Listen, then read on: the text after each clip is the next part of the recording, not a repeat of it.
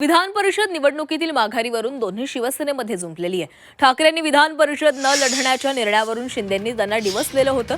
ठाकरेंचं तुम लढो हम कपडा संभालते है ही भूमिका असल्याचा टोला शिंदेंनी लगावलेला होता। त्याला संजय राऊतांनी जोरदार उत्तर दिले। एकनाथ शिंदे लढाई सोडून कपडे टाकून पळून गेले असा पलटवार राऊतांनी केलाय, तर जनतेने तुमचं वस्त्रहरण केलं असा टोला भाजपनं राऊतांना लगावलाय। आता लढाईची वेळ येते तेव्हा कोणाला तरी पुढं करतात, तुम लढो हम कपडा संभालतो असं काही लोक करतात। जाऊ द्या, त्यांच्या पक्षाचा विषय आहे तो अंतर्गत, त्याच्यावर मला काय भाष्य करायचं नाही। पण मी एकच सांगतो की सगळ्यांनी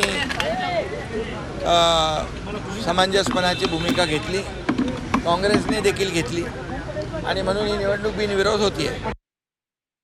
मग एकनाथ शिंदे कधी लढले? एकनाथ शिंदे तर लढाई टाकूनच पळून गेले ना,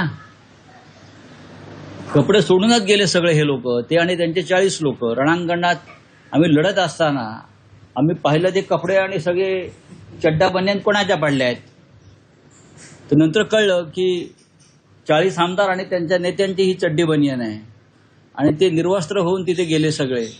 आणि मग त्या लोकांनी त्यांना नवीन कपडे शिवले आणि शपथा घ्यायला लावल्या। बेळगावचे लोक वाट बघतात, लढा तिकडे जाऊन, लढा गौतम अडाणी बरोबर, करताय हिम्मत।